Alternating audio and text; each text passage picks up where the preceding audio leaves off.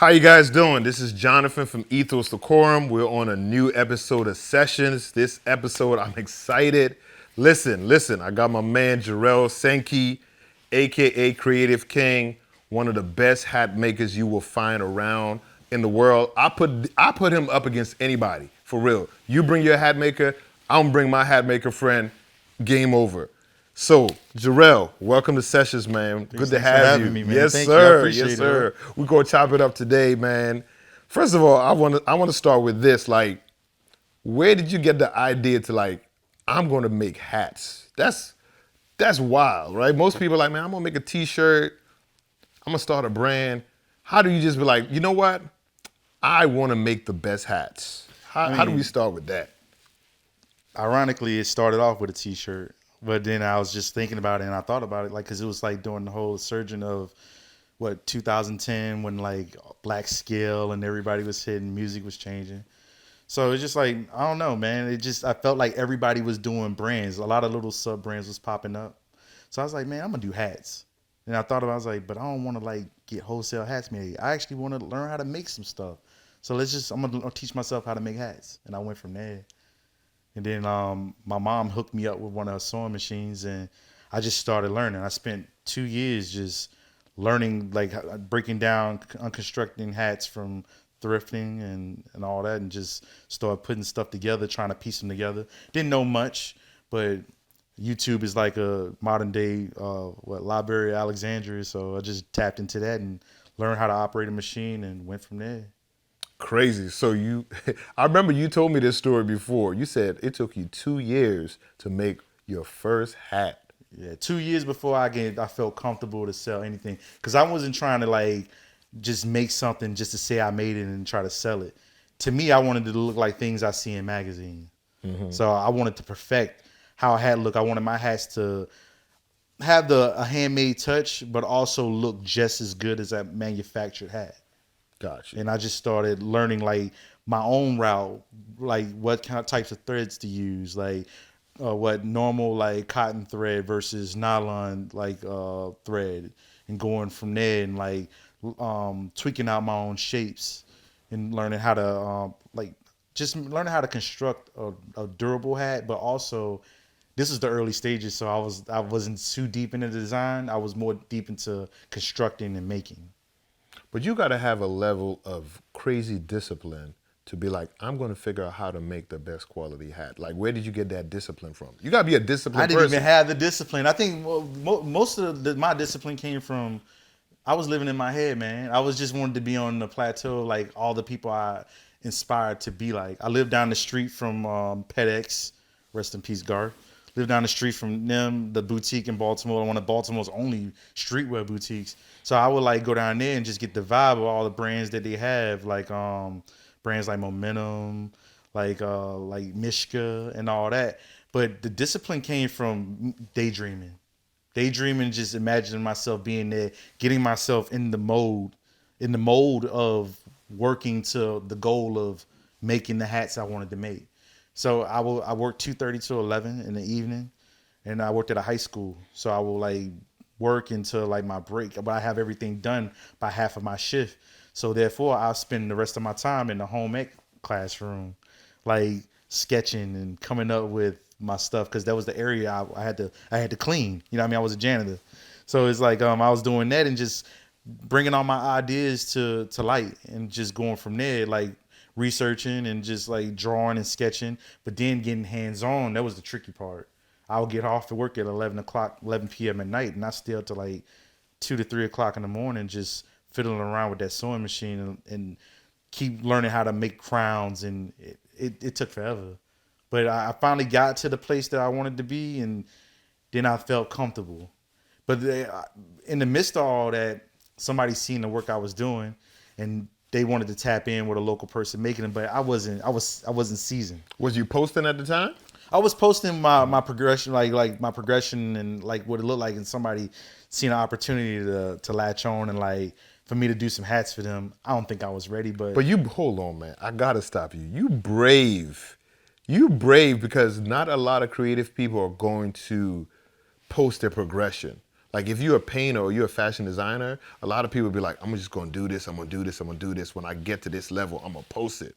But the idea that you was like, oh, I'm doing this today, and I know it's not where I want it to be, but I'm gonna still post it. Like, what made you do that? That's wild. I don't know. Like, I didn't really have it in my head to like, I don't know, really care if I didn't really have no crazy following. So it was mainly just so my mama could see it or somebody else could see it, because mom be like, oh baby, that's so sweet, you did it. You know what I mean? Like that was, I was just looking for that. You know what I mean? But also just, I don't know, just I was just posting it. I didn't really have a concept at that time of an audience. Yeah. You know what I'm saying? Like, hell, I just knew I wanted to make a clothing brand. I didn't even know where to start. Now, I wasn't even at the point of where I was going to sell it.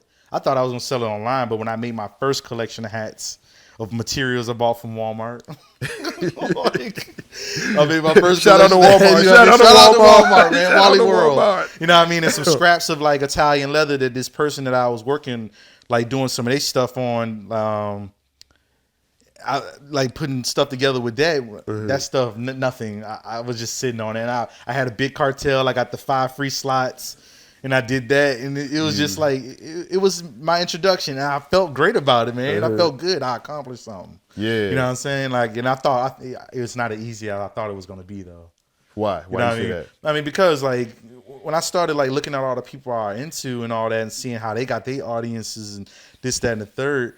When I say it didn't get to where I thought it was gonna be. I thought it was gonna be like an instant, like, oh, people see my stuff and they want to buy it because somebody made it. And then I had to realize it's not like that. You know what I'm saying? You know what I mean? And I seen like how like brands put they all into like advertising, and like I said, man, I was just coming into the game like trying to like, well, not really into the game, just doing something. It wasn't something that I thought was going to be like super big, but it's just something I was cooking up. Yeah. And eventually it was going to be seen. Yeah. But I was just living in my head though. Dang. Living in my head, in my own world, already seeing myself up there with having my stuff in the Rivington Club and like, or having myself like in like a life, like well, A Life is Rivington. Yeah. But like different shop. My biggest dream at the beginning was being an opening ceremony. Damn. Shout out to opening. Yeah. Shout out to opening ceremony. If you don't know, people watching know opening ceremony, or if you don't know opening ceremony, just Google opening ceremony. They were like one of those stores that was just so next level, and they would introduce so many people to new brands, like from all over the world. Yeah, so like you Kenzo. And it was like smaller brands, bigger brands, like an artist series. They even did this thing where they would do seasons based on countries. Yeah. So shout out to opening ceremony. It was, yeah, man. That was a crazy dream to have. Yeah, that was a dream because like at that time I was watching a lot of Vice, and I used to watch a lot of like documentaries on like designers. Yeah. I love researching designers. I love researching designers. Watching documentaries on whoever it could be, like Vera Wang or like what Yoji Yamamoto, or like just like different people like that. And I stumbled upon how Vice, because they was popping back in like 2010, 2011. So they did like a whole piece on opening ceremony. At the time, I heard about it in passing, reading in magazines, but then when I seen this story, it's like 2 best friends come up with this whole concept to make a store to like sell like different brands and like different like homegrown, like, but on a bigger level brands, like the niche boutique brands. Like kind of like how like Nanga and stuff like that. Yeah. So it's like that intrigued me, man. And then when they opened a store in the Ace Hotel, that was really intriguing. And I was like, man, like that was when I started making stuff, my first goal was I'm gonna be in open ceremony one day. That's gonna be my thing. That's crazy you said that because that was one of my favorite brands. I would go to the website and I would just like lock in and be like, what are they dropping? I would go to the sales section and you would see a brand that you never heard of, and then you kind of go on the internet and kind of look to see more if that brand. Opening ceremony was off the hook, man. Yeah, man. If I'm gonna turn to the camera right now, Google opening ceremony Adidas. They had this run with Adidas that was mind blowing. They flipped the Kobe Adidas and they put straps on it. Watch, yeah. But anyway, we're gonna Yes. go back. But shout out to shout out to opening ceremony. That's crazy. Yeah, man. That's wild. Like also watching that, it like opened my mind up because back then in the beginning, man, business side wasn't on the mind, man. It was like more. I feel like when I first started, it was like more like the construction leading into the design, leading into finding an aesthetic. Gotcha. Like so, because my brand was Creative King. You know what I mean? How did you come up with the brand name Creative King? So Creative King, it was something I was brainstorming. Like I said, in like late 2000s, I started getting. Well, I always been in the streetwear, but I started being more tapped into wanting to do streetwear. Like wanted to do like before the hat thing. It was more like I had this brand.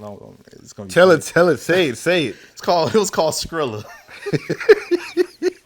So I used to like do these like stencils, man. I used to stencil like raglans and like t-shirts, Skrilla. It'll be like dollar signs, you know what I mean? Skrilla, and like I did this one thing with that's so corny, bro. Like I did this thing with Richie Rich. So I drew Richie Rich, and he was like I drew him like throwing money out. It's like Skrilla. I'm like, yo, this gonna be the next shit. I had a Twitter account, like I had like all this stuff going, and then like as I grew more from that, cause like that's when I first met my wife, girlfriend at the time.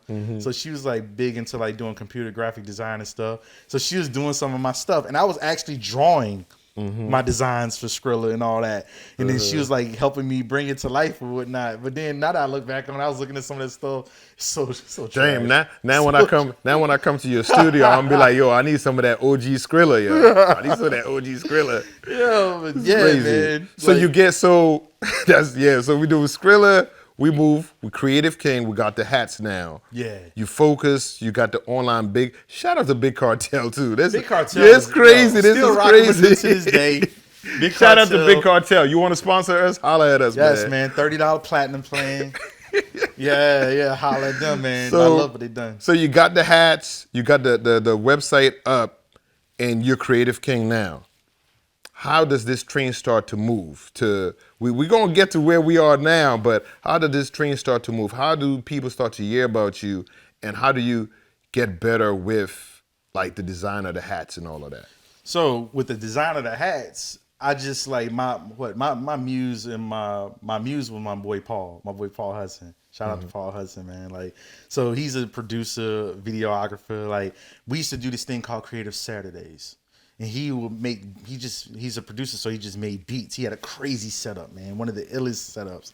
So he just make beats, and I'll come over there with my sewing machine, and I sit down while he's jamming out, coming up with beats. I'll be working on hats and stuff.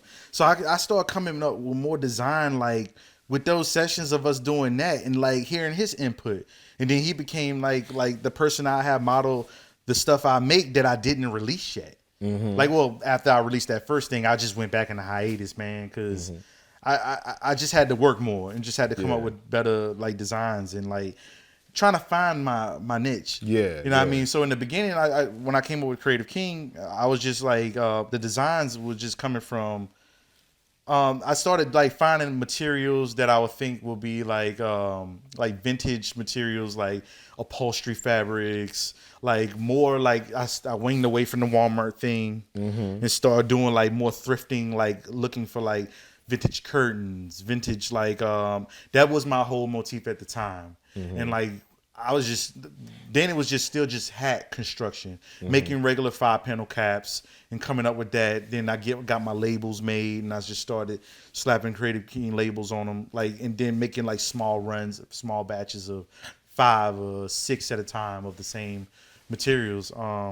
And I was doing that for the longest time, but what got me in motion with people to start hearing me was when I moved to Hampton. And then one day, man, I seen this store like 16 Tons. I had watched his he had a little mini documentary that was on YouTube. And I watched it that my homie was a part of. And like I watched the documentary and I was like, yo, this dude's cool. He has like this rustic like gentleman's shop, like a small like I guess you would call it a boutique that's so like they had like what is it what's the boots, like the welding boots? What's that brand called? Red Wings. Red Wings. Red Wings, and he carried like denim jeans, like selvage denim jeans made by like small designers and stuff like that, flannels and like vintage Pendletons and stuff. So one day I was like, man, I stayed down the street from him on the avenue. I was like, man, I need to go down and talk to this dude. So I built up some courage, went down there, talked to him, and was like, hey, I make hats.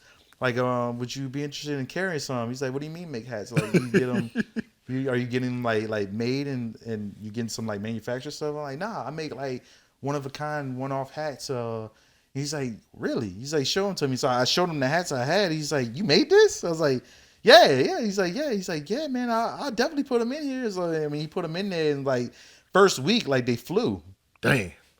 And this is at the time, man. I was selling them for like $40 a hat. You know what I mean? The price ain't that no more, y'all. You know The price ain't that. So like, he's like, yeah, man, like, shout out. The price is crazy right now. You gonna spend $150, $200. I'm letting y'all know right now. But yeah, Daniel from 16 Tons, man. To this day, they still carry my stuff. so that first week you put the hats in the store, they fly out. What do you think in your mind? In my mind, I'm like, really? So it's like I'm like, that was dope. Like, to me, that was the best thing ever. Cause it's like it started moving in this direction. I'm like, yo, he's selling my hat. So then he said, yo, bring me some more. But then he sat me to the side and he was like, yo, so because I mean, like, when I first went in with the first batch I had, it was like sailor boats, like kitty type sheets, like sailor boats. He's like, yeah, this stuff is cool. He's like, but my people are asking, like, do you have any more like rustic vibes? Like, can you make stuff? I was like, what do you mean? He's like, can you make stuff that's like more like, can you do some flannels mixed with some denims and like some khakis and like, I was like, okay. To fit the aesthetic of the store. Yeah, I was like, kind of like outdoor fishing, like polo style. He's like, yeah. I was like, because at the time, like, I always been in the 5-panel caps. So that's what made me want to make 5-panel caps versus trying to make a 6-panel or anything other. So like at the time, it's like I was always in the polo. So then I thought, I'm like, you know what? Make polo-esque type hats. I was like, man, I'm gonna make long bills and stuff. Like, and I was like, oh, yo, like, and I remember like I used to have these wax. I had these Mecca jeans. Those wax. Shout out to Mecca. Yeah, man. Shout out to Mecca. I was like, man, I want to do something like that. So I had these those wax jeans. So I cut them up to make a hat, and I made a hat out of them. And I remember I put like khaki brim on it, nice khaki brim, and then I did like a leather strap. This is before I was doing tucks or any of that using brass clasp, because I'll find the hats that had like the brass clasp that you can like put a piece of fabric through so you can stitch them on, because I didn't know anything about hardware at the time. Got you. So I did that and I took him in like, and Dan was like, oh yeah, this is gonna be it. So I made a little small collection of those and those flew. And then that's when I just started like, we started doing another concept instead of like coming in every week, we're gonna be like, yo, try to come in like every 2 weeks and we see how it go. And I just started making more hats. But then that's when he put me on to Jeremiah. He's like, yeah, I mean, Jeremiah is the man. Tell us about, you got Jeremiah Jones, man. We're gonna have Jeremiah on the show anyway. Yo, we gotta have Jeremiah on the show. Yeah, he definitely you gotta come on the show. Yo, so let us know about Jeremiah. So I went into Dan's one day. He's like, yo, this guy came through. He's seen your hats. He thought that was amazing. He's like, yo, tell this dude to come holler at me. I have a shop down at the end of the road down Chestnut. Well, I mean, in Baltimore. In Baltimore City, man. Like, I have this shop down in Chestnut called Hold Fast. And Hold Fast, if anybody don't know, is the foot retention straps. Got it started in Brooklyn. You know what I'm saying? Hold Fast, Jeremiah came up with the Hold Fast strap for fixed gear, for riding bikes. Dang. Like doing his own, like straps always been a thing and clamps, but he came up with his own foot retention strap that really took the game to another height, man. Yeah. So Jeremiah ended up moving back to Maryland, and then he's opened up Hold Fast down in Hamden, which I went down there to visit him. And then like he gave me a tour of the place, showed me everything, and showed me like, yo, I can teach you things like quality control, like production sewing, chain stitching, like showing like train stitching, stitching in like a train of like different steps. So I've learned, like, working for Jeremiah, man, I learned bags. I learned how to make bags. Hell, I learned how to work on sewing machines. This is my first introduction to using an industrial sewing machine, working for Jeremiah, like moving from the home machine to the big industrials, which I like getting on that. And like, I remember like the first time he put me on a machine, he brought me in like to work. He asked me if I wanted to work there part time, and I can get a feel of everything. So I go in there 3 times a week. It started getting addicting to the point where, and it became this hub, because after work, I would usually go to work at my other job from 2:30 to 11, but I had all this annual time saved up and sick time. So I started getting addicted where I just wanted to sew all day. So I'll take off work, Damn. still get paid for it. Shout out to Anne Arundel County Public Board of Education. So it's like still getting paid for it. I can just took advantage of that to where I would just stay a whole day and work there a whole day and I started getting more of the bug, man. That sewing bug got onto me. You know what I mean? Teaching me how to do duffel bags, I'm working on these straps. And then he got pumped when I started using the machines. Like he seen I could handle it. So he put me on the sewing production line of helping making the holdfast straps. So I mean, lunch breaks wouldn't even be no eating, man. Lunch breaks would be me working on my own personal projects. Damn. So you was just mastering your I was craft. locked in, man. Hell, I'm still locked in. I know you are. I know you are. I know I ain't you even are. left, man. I've been a slave to the sewing machine. Yeah, man. you found this passion for it, and you just like, this is it. Yeah, man. This was my thing, and I was like, I started thinking to myself, like, yo, this is gonna be my job. Damn. One day I'm gonna be doing this full time. Like, fast forward. How do we go from that? How do we go from you was a janitor, right? Yeah, I was a janitor, man. How do you for go 9 from years? How do you go from doing that, the full-time job, working a cool, good job, and then you're like, okay, you know what, man? I got this passion. I had this vision. I don't even know where this vision is even going, but I have this uncontrollable passion for making hats and for sewing. How do you then say, I'm going to go from this job to this passion and then transition? What does that look like to you? I feel like I'm a firm believer in the universe. I thought it was impossible. Cause like, I mean, you talking about a dude that's like got a kid already. You know what I'm saying? Like before I met my wife, like I had a kid already. Kid living in another state, going to the other state like once a month, visit my kid, get my kid on all the holidays. So I pay child support. You know what I mean? Got to keep bills up. Had my own apartment at the time. I thought it was impossible. I didn't think I can do it. Damn. But I mean, me and my wife met each other, and then like I was working for the school, and I was just doing that. And then when I met my wife, she was going to college, so it's like she was doing her thing, like with sign language or whatever. So I got motivated from her. Like it's like I'm with this chick. Like I don't want to have just be a custodian, have that to offer. Like there ain't anything wrong with that. Yeah, not at all. I'm not knocking that. Like I'd go back to it in a heartbeat if I have to. You know what I'm saying? So I was like, I want to have some more to offer. Like, and someone's like, yo, dig deep, man. Like, I mean, I didn't go to college or nothing. I only skill I had was being a self-taught sewer, like teaching myself how to sew. So it's just like, you know what? And like I said, I lived in my head, man. I was like, the universe just lined it all up. The universe lined it up for me to go down to 16 tons to take those hats. Universe lined it up for Jeremiah to walk in and see those hats. Universe lined it up for me to go down to Holdfast and then get that part-time job. Universe lined it up for me to just work and all this stuff that he was teaching me and learning all things, learning what to do, what not to do. But then like my brand Creative King took off and it became for me, a phenomenon in the city, like within the hub of Baltimore in the creative section, like when in the creative like community, like people started catching on in 16 tons, like people started coming in buying my stuff to where I become a regular in the city. Like people knew about my brand, like to hear like I forgot dude's name. He follows me on Facebook, but he works for WTMD, the radio station.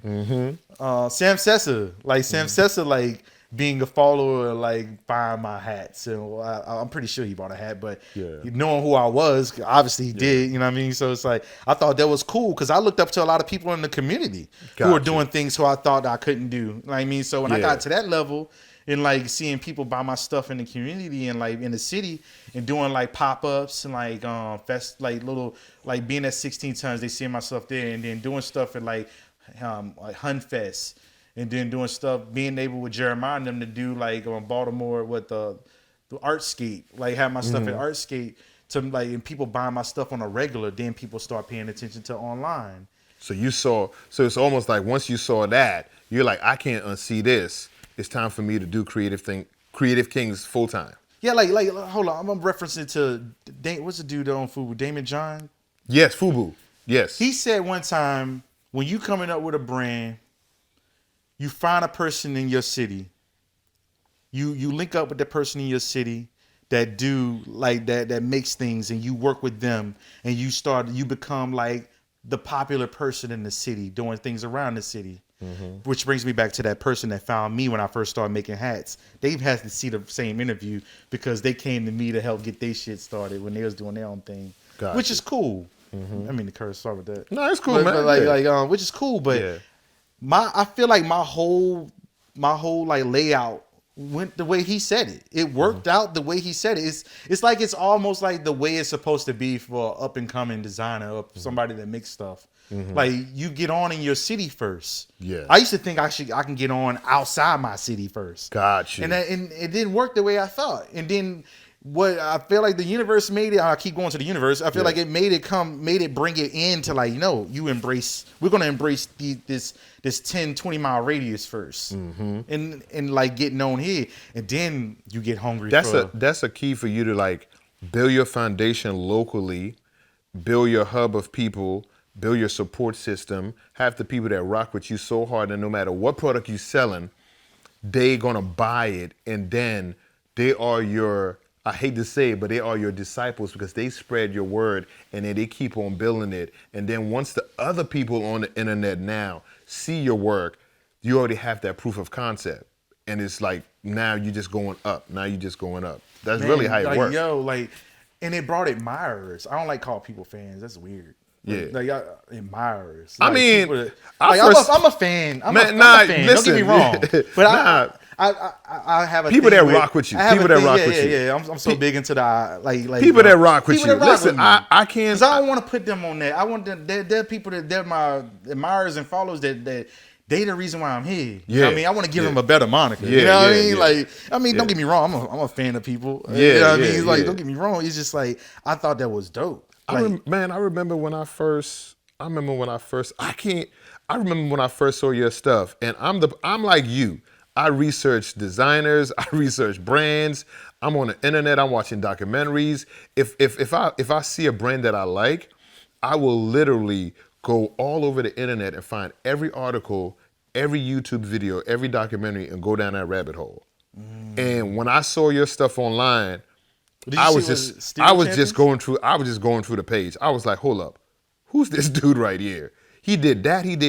I'm gonna tell you why I really rock with your page too. When I first saw it. I'm sorry. I mean, this had to be. We first linked up. Damn. 2019. 2019.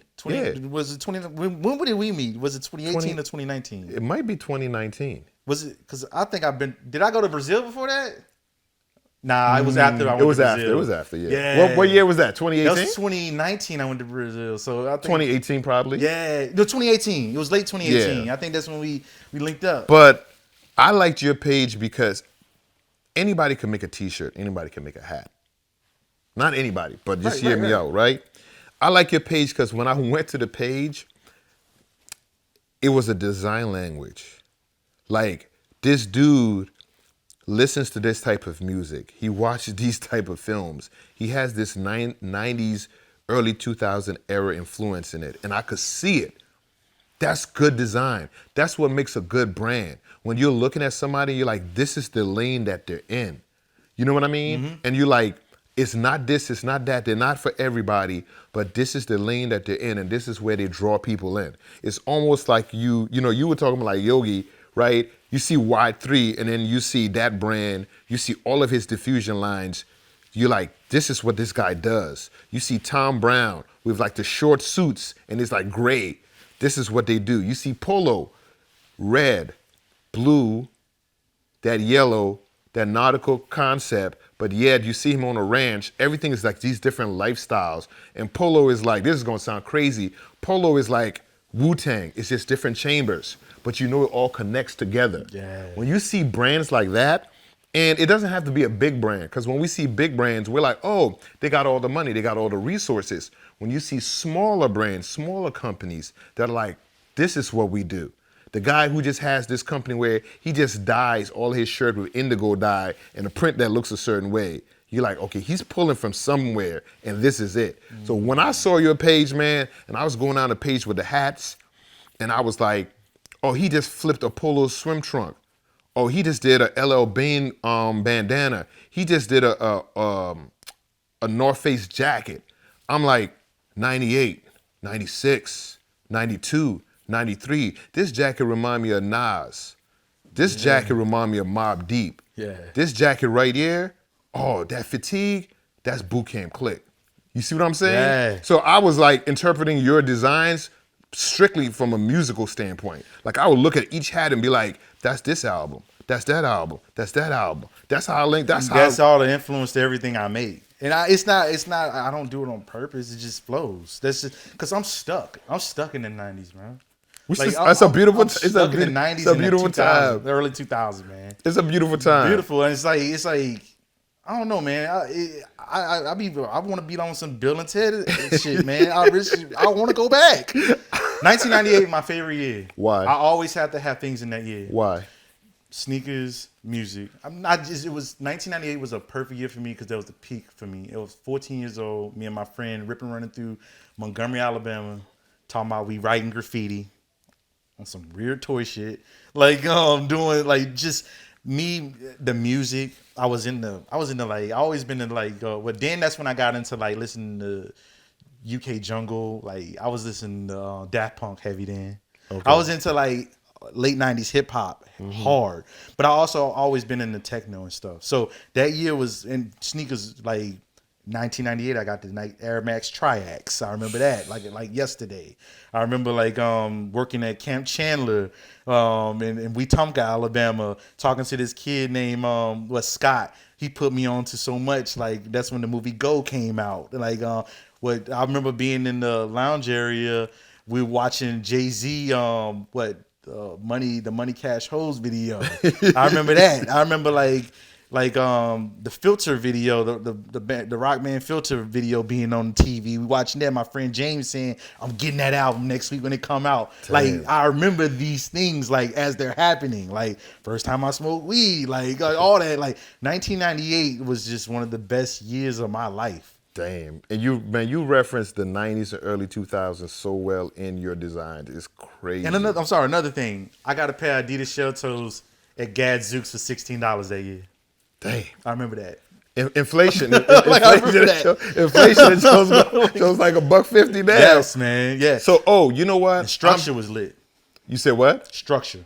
The brand? Yeah. Oh, hell yeah. Yeah, Structure was Damn, really lit. I haven't heard that. I worked at Structure. Structure had some gems. Structure was lit. They had some gems. Yes. Damn, I haven't heard the word structure in a long time. Oh, man, I posted about Structure like last year. Like I love Structure. Every time I find it, I be searching Etsy and eBay for Structure stuff, man. Damn. Structure, because they turned into, that was what the Express turned into. Yeah. So, but Structure was the shit, man. That was one of my favorite stores in Montgomery Mall.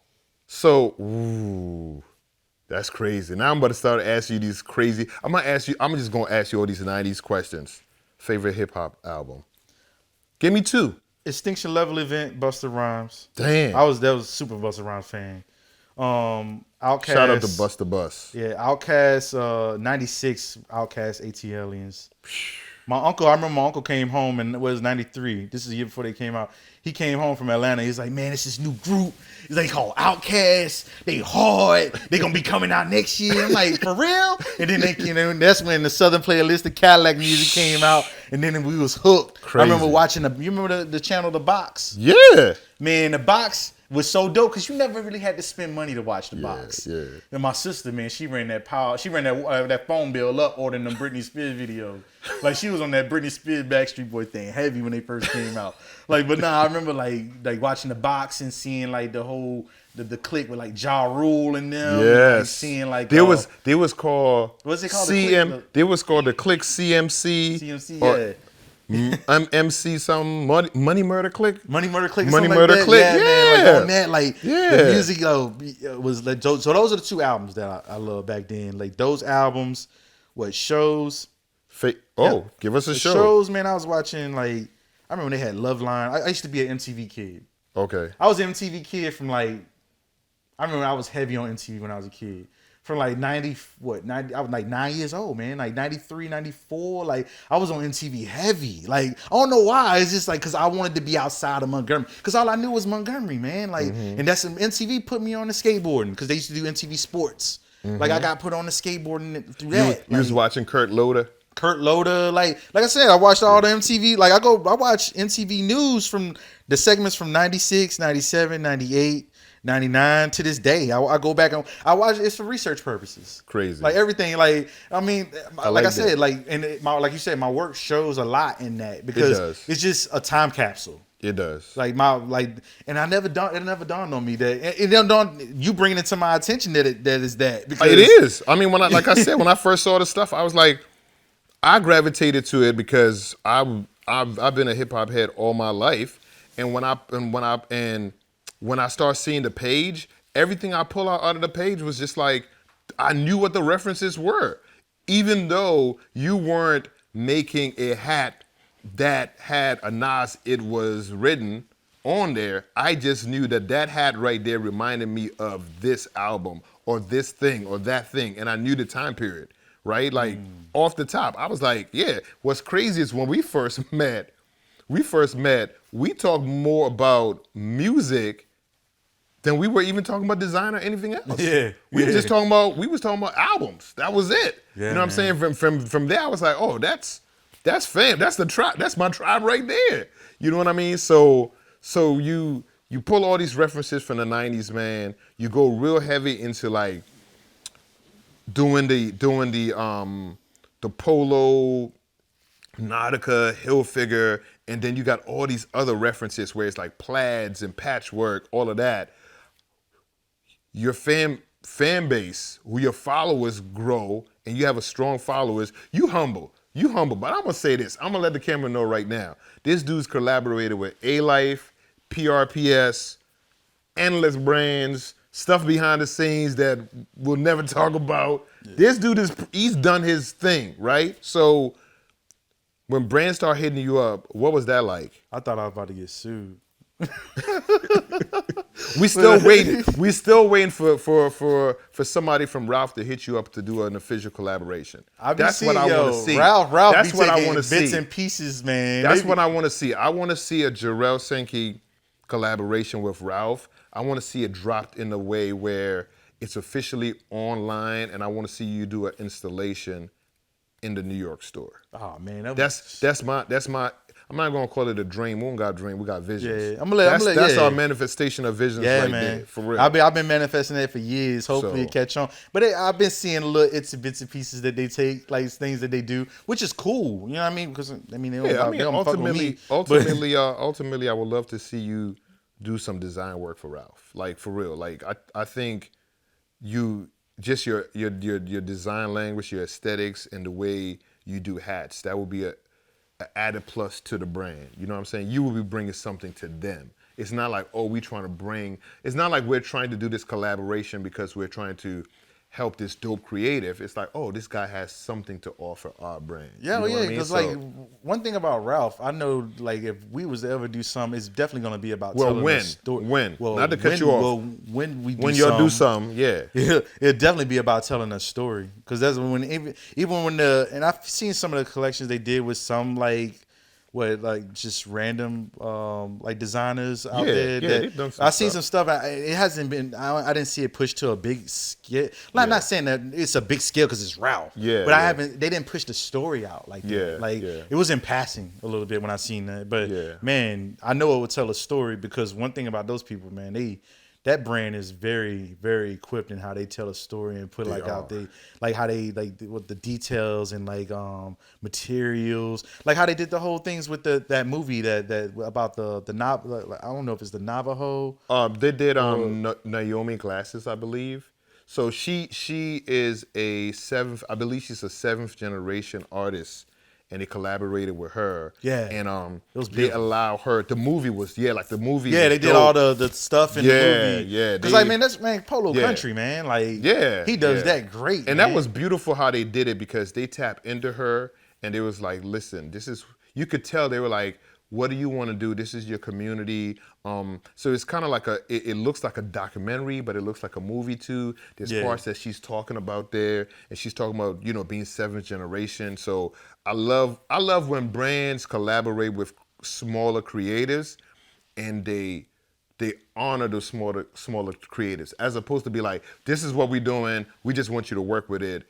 you could tell it was a partnership between her and them, and you could tell they were like, you lead. You know what I'm saying? Right. Like, this is what you do. We were showing your craftwomanship, so to speak, to the world, and you lead. So that's why I like Ralph, man. I feel like when they do stuff to the best of their ability. The flip side to that is because Ralph Lauren is like Nike to me. Because we all love those two brands so much, they can never do everything right. Right. There's always going to be like, I don't like how y'all did that because back in '98, the bottom was a little bit different or the jacket was a little bit different. So it's like those two brands, they're always going to have this push and pull between their customer and them because they set the bar so high. And when you set the bar so high, we ask for nothing less as the consumer. But also, when it comes to Ralph, for me, I want to give a lot of credit to the people that like help fuel me to usher into like even thinking about, because back in the like what 10, 20, like 15 years ago, it was unfathomable to think about cutting up a brand shit and reselling their stuff out of their materials, like reshaping it into something else. I want to credit that to the whole low life movement. Like Thurston. Shout out to Thurston. He wore that hat, the Polo 92 primary color concept by my homie Much Too Complex, who put that together. We did a run of them, small run of 6. Thurston wore it on Vlad. That was dope.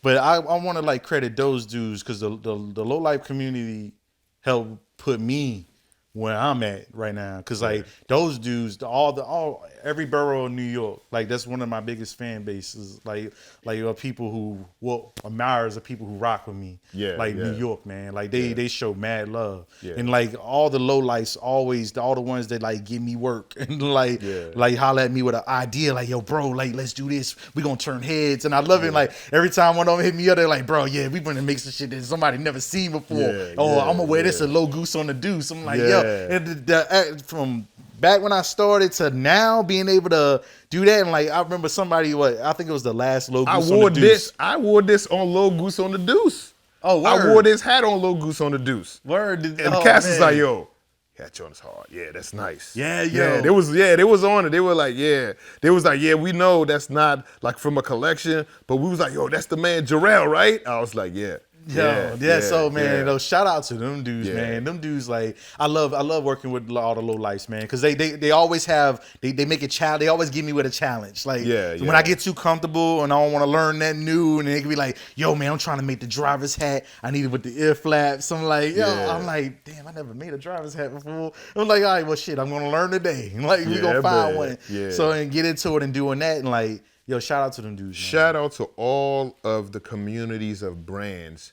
I say this all the time, right?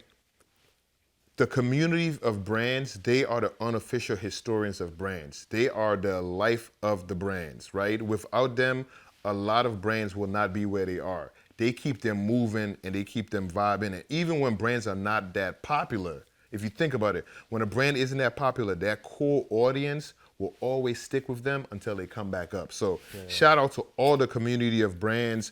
The low lives, you talking about the Gore-Tex dudes, the North Face cats, anybody. I mean, if you LeBronx James, man, gotta put LeBronx out there. That's the homie, man. LeBronx James, you want some low? That's where you go. LeBronx James, man. So, he all connected. He down there in Miami doing his thing. He down there with Thurston and them. And me and LeBron James made some beautiful pieces out of some. We done cut some stuff up that people wanted to fight me about, man. Well, I can't even say nothing because I can't even say it on camera because I brought you some pieces. Yeah, we done cut some crazy stuff up, man. Okay, we gonna talk. Since we man, I get DMs of people like, man, you an amateur. Like, why you cutting up that? I'm gonna let you know right now. I brought this man the craziest Prada. I brought this man the craziest Prada bag. Crazy green camo, detachable 5 different ways. And I'm like, Jerrill, I want you to make me a long bill. I want you to make me this Prada long bill that's gonna look like a military hat, basically. Cause it looked like the bomber jacket. It looked like the bomber jacket. And he was like, yo, John, for real though?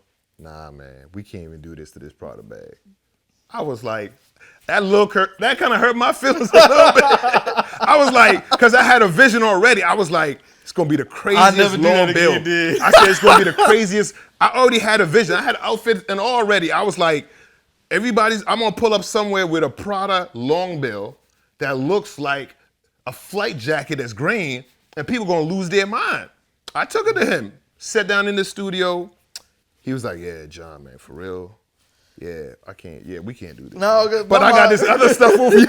I was like, yeah, man, I respect that. No, my mom was like, man, you sure? Like, you don't know, you don't want to. You spend some bread on this. You don't want to cut this up. You gonna think about this later. You probably gonna be thanking me for this later. Nah, man, I'm still tight. I'm still tight about it. Hey, if you still got out, make it now. Well, sir, I no longer have that bag because Rob, who was on episode 1, saw the bag one day, and Rob was like, what is this bag?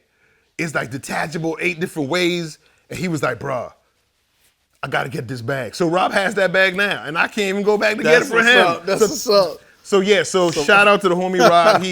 He kind of made sure that, we no longer got that issue with the bag, but he rejected me, man. He was like, nah, man, we can't do it. It's okay. We're not even gonna get into collaborations we've done, but let's get into it. We won't get into it? Let's get into it. All right, we're going to get into it, man. Luxury Rap is one of the best collaborations I ever done, and I love that we keep doing them. Man. Like the T-shirts, lit. Like we still got more. If you need one, www.jerrillsankey.com. They're on there. And we still got some hats left. Yeah, man. Luxury Rap is this thing that we did our first collaborations. It was all military, and we might go back into that chamber. But Luxury Rap is this idea that when we meet up, so much of our conversation is not even it's about design, because we work together on like so much stuff, it feels like, but so much of it is like we talk about music. Like music always comes in our conversation. And so it was just like, why don't we just do something back to music, back to the 90s? And it was like, okay, Luxury Rap, like what would these cats be wearing in the 90s, right? Like Tupac in a Versace shirt, Ghost and Ray wearing Biggie with a Versace shirt. You know what I'm saying? Yeah. And it was just like, okay, let's go into that idea of each one of these hats kind of give you this vibe of hip hop, luxury, like the crazy gold chains, the car. Then we went into the cars. We were like, okay, BMW.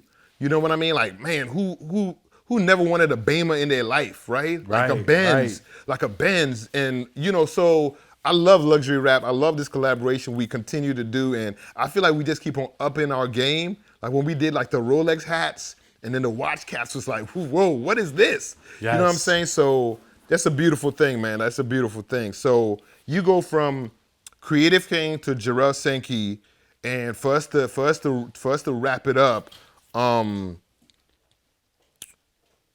what's next for the brand? You've done so much. Like I said, you work with so many people, man. You've done so many collaborations. You drop so much work, like so much heat, to be honest with you. I view you as a friend, and even when I follow the page, there's times that you post some stuff that I'd be like, I need to message Jerrill, be like, put this hat to the side for me. This is crazy. So I'm still a fan of the brand, even though I'm so close to it. Nah, do that. You know what I'm saying? But I still be like, I still be hitting you up like, Jerrill. Yeah. Like, now I'll bring a concept to you and be like, Jerrill, could you make this hat?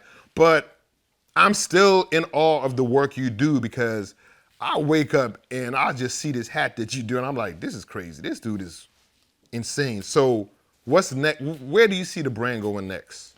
I see the brand going next. I want to get into like minimal clothing, like branded shirts, like tech jogger stuff, like really techie stuff, nice quality, like minimal branding of my brand, the JS brand. So like that, and just I'm always just keep doing hats. But like now, I want to tap. The brand is gonna always keep going in the direction of tapping in with up and coming like brands who are people and artists who are just doing, I think, dope things. Like the people who are below the radar that don't get seen like that or looking for their time to shine. Like I think I like working with those up and coming brands too. You know what I mean? Like I don't know, just I like doing dope shit, man. Dope shit with people that do those things. Like the homie Jay from like Nature Deserves Better, man. Like his screen printing, the stuff that he draws and come up with, and we make it come to life, man. Is just dope, man. Like the trapper hat, and he just told me go crazy with the materials, like sustainability, man. Like nature That's deserves wild. better is really dope, man. Like That's shout out to wild. Jay, man. That's wild. Like really sick how we like working with him. This is our first time working together. We found out we the same age, and it was like, yo, that's what's up. Like we both like skateboarding, we both like sneakers. And I'm like, damn, you live all the way up here in Hartford County. I didn't even know you. Like, you be like, man, I've been trying to holler at you, like, so we can like link up. I'm like, well, I'm glad we linked up now. So, you know what I mean? So I'm like, I think that's dope, man. Like working with brands like that, man. That's what's really. I just want to keep it grassroots. Yeah, I love Grassroots, that. but also I eventually want to climb the ladder too. Who doesn't? You know what I mean? Yeah, So yeah. you definitely want to move in the direction of like clothing, Yeah, yeah, like doing like more techie stuff. Yeah. Techie outdoor vibe stuff. Like, yeah. I mean, that's your vibe anyway. Yeah. You're gonna come back on the show. We're gonna talk about sneakers anyway because that's a whole different thing. Oh, like, yes. yeah, we like our whole we'll talk about the next idea that we have for the next collaboration. And then we go over like fabrics and ideas and concepts. And then next thing you know, it's music. And then we go into the next question. What you buy lately? You know, I just bought this. And that's the conversation. So we're gonna come back. We're going to talk about kicks, man. Where can they find you? They can find me on Instagram at Jerrill Sankey. That's my handle. And my other page, Nostalgic Anthropology. You see a lot of mood board stuff on there. I still post hats on there too. And the hats are available, www.jerrillsankey.com, Jerrill Sankey.com. And I'm in 16 tons in Baltimore City, and I'm working on trying to get some stuff in Tried and True. Hang in there. I'm definitely going to try to get some stuff going, man. That's what's up, man. That's what's up. I asked you what was your favorite album, right? Yeah. Okay, did I ask you? You what asked was me your my favorite two albums. favorite two 98? albums? Okay. Or the 90, So, you know what I didn't ask you that I got to double back and ask you because working with you for so long, I know that you have this thing where you work late at night, you lock in, and you got something from the 90s going on in the back. Tell me what your process. Tell me what your process is when you lock in and you're saying you're dropping a new collection or you're doing a collaboration. Tell me what your work environment is like. So my collaborations, they're always like, my process of like stuff that I make, like when I do like the Take a Hike collection of stuff, like all made from recycled nylon jackets. Like my concepts always are random. Like when I went to the Outer Banks on family vacation, I mean, I work for myself, so I always got to have something going. So I made a whole sailing collection around the Outer Banks, and I took all the hats with me, and like I took photos. We were standing duck, and like I got nice pictures of all the hats and duck. Like it's stuff like that. Like it's whatever I'm into or whatever I'm watching. Like lately, I've been watching like movies from like the late '80s, early '90s, like Gleaming the Cube. Like so, I haven't heard that in a long time. That inspired me to want to find all the old like skate tees I can find, like Powell Peralta's and all those old shirts, and I'll make a collection of different hats out of like old like skate T-shirts and like stuff like that. Yeah. I still watch VHS. I got VHS like the other day I was watching the Chocolate Tour. Like Girl Chocolate Tour. I got that on VHS. And I got inspired by that, man. I'm like, man, like with the T-shirts. I was like, man, like I want to do that. Like make different hats out of stuff like that. But yeah, my concepts are always based around something from my childhood or something that I'm into or a show that I watch. I got a whole Miami Vice collection of stuff I want to do. Yeah. I just got to figure out, because I was looking at flamingos the other day. I'm like. And I was watching the Miami Vice, and I'm like, yo, I should do some like 80s like push it to the limit. I should like make some stuff out of like some old 80s like women's like blazer dress tops or something. So find a brand like old brands that I can just make stuff from, and like this would be the whole motif. Or like do a like South Beach collection or some stuff like with those colors, like those South Beach colors, neon. Hell, I got a concept I want to do. Don't say no more. Don't say no more. Don't say no more. Listen, don't say no more. Don't say no more. This gonna be on the internet. Somebody gonna be like, Yeah, you're saying too much. you say too much. And what's crazy is the couple of other concepts that we talk about. As you talk about the concepts you got, I was like, Lord, please don't let me say our concepts out loud. Oh, no, somebody no, gonna no, be no, like no, this. no, Because no. we got some more stuff cooking. That's crazy. That's crazy. I got a lot. Yo, straight up. Yeah, it's crazy, man. I go over his studio, man, and you know what I'm saying, he got like music or something. It's like, and he's like, yeah, I was watching this last night, and I was like, yeah, he cooking up, man. And then it's so crazy because we work together so much, and I've sourced stuff with you. I send you some stuff before. To be honest with you, I send you some stuff before, and it'll be 2 years later. Yeah. And then you post it, and I'm like, I'm gonna cop this right now. I'm like, I sent this to him like 2 years ago. Hold on, this is crazy. How did he make a hat out of some this? stuff ain't gonna make the cut because some shit you send me, I'll be like, I'm wearing this. like, all my thrift dudes that be sending me stuff, I'm gonna do like, yo, I need polo, this, that, and the third. He sent me stuff. Like half of the stuff he sent that was for me, I was like, I'm wearing this. I'm not cutting this shit. Like, I love rugby, so I'm not cutting this rugby up. Speaking of that, oh man, I still got that Stone Island hat for you. The canary yellow John. Yo, I need that, Joe. Yeah, I got it. I got it for you. I I meant to bring it with me. I forgot. I need, listen. I got listen. it. He ain't going nowhere. If the internet does not know, yo, I need to be a Stone Island ambassador. Yes. Like, I'm heavy. Yes. I sent him a Stone Island piece one time. I know he was like, yeah, man. I was gonna cut it up. I started to cut it up, and one day I was at the shop. I was like, man, all right, man, let me get this thing going so I can get this money. I'm like, I'm not cutting that up. yeah, I'm wearing that. I sent him the craziest Stone Island shirt. Because I know I ain't spending that type of money. So I'm wearing I sent him the craziest Stone Island shirt too. And I could tell he was just like, he's looking at me kind of like, he didn't want to say it, but he's looking at me like, he's like, nah, I'm wearing this. I'm wearing that, bro. Like, Oh, we gotta go back. We gotta talk about the Benetton. Oh man. I was researching Benetton stuff 2 days ago. Woo. Yeah, man. Me and my wife went thrifting one time and she found this like handmade, like it was a terry cloth. It's like it's weathered a little bit, but it's one of the best Benetton pieces I ever seen in my life. And it's from the early 80s because it has the tag on it that says made in Paris, like the nice silk tag that you would find like Nordstrom's back in the 80s. Like, and it's hard. It has the stitching in it. Like, I found that and I was like, I'm trying to persuade her, like, yo, can you still fit this or do you want this? Or she's like, you cut my shit up. I'm like, all right, bet. So I've been looking for more stuff. I've been looking, like, trying to research more Benetton bandanas, handkerchiefs, like sheets. I'm trying to get different type of sheets though this time around. But yeah, Benetton, man, Benetton is supreme, man. I love Benetton. Yes, I love Benetton. I love it. So the first time I ever made the Benetton sheet hats, I came across that. I found it on eBay because I was like, man, I want to make some Benetton stuff. It was like so I started. I made those hats, the long bills. At first, I did the flag. It was the ones with the different flags on them. Yeah. First, I did the joint on the front, but then when I switched it up and went back later on and did more, I did the Benetton on the front. Man, when I first met you, you was like, yo, I appreciate you guys. You gave me the polo joint. You gave Darren the Benetton joint. I was like, yo, I rock with polo, but damn, that's crazy. Yeah. That Benetton go hard. Yo. I was low key hating. Yeah. I was like, I rock with Ralph heavy, but it's Benetton. I ain't seen it in like 20 years. Yeah, man. It was like. That's what I'm talking about, man. Yeah. Your ability to just tap into certain areas. I'm obsessed with Benetton Formula One racing, though. That's why you did that one hat. Yeah. I like the Formula One series, like, yeah. Like that. That's why I'm obsessed with Benetton racing. I'm trying to. Lately, I've been searching to find like Benetton racing, like gear clothing. It's hard to come by. But we're gonna find it. But yeah. Between me and you.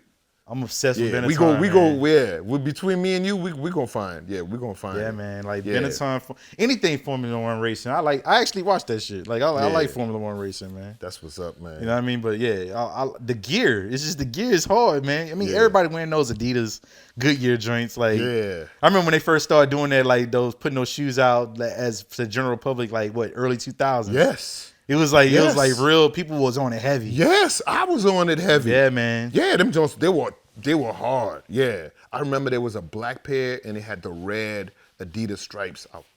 I'm a fan of when brands go so off the deep end with merch, with like products. Yeah. Like how Jordan back in the day did, like they did all the jeans and like all the, they just go so far how you can find little stuff like how Ralph back in the day, he had cigarettes.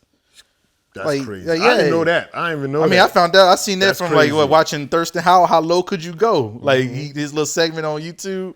I mean, how low could you go or whatever. Like, so he had the cigarettes. Like he had the fine china. Yeah. Like, I mean, you know, Ralph Lauren made paint. You know what I mean? Yeah. He got the paint. Just I know it's like all the little things. Like they just go so far, so deep into like. Yeah. And I feel like that's where Supreme got their concept of doing all the little things like the bronze shavers and all. Because Ralph was already doing that. Ralph was doing that years ago. Ralph had the fine china. He had the furniture. He had the post, everything. Ralph is the GOAT. Ralph is the blueprint. Unc is yeah. He's the blueprint, man. Yeah, man. He's part of the family. Yeah, man. So listen. It's my man Jerrill. He's gonna come back on the show. You might see him a couple of times. We're gonna get into sneakers because listen. Oh yes. We have to get into sneakers. It's gonna be a part of the show. So we're gonna get you, a couple of other cats. We're gonna talk about sneakers, what's rocking now, what's not rocking. We're gonna do that. But this is another episode of Sessions. My man Jerrill. Definitely follow him. He is the best hat maker in the world. I'm putting him against anybody. You bring your hat maker friend, I'll bring my hat maker friend. You're gonna take that L. So follow us on ETHOS DECORUM, subscribe, follow Jerrill, follow us on IG, on YouTube. Appreciate it. Another session of Sessions. Peace.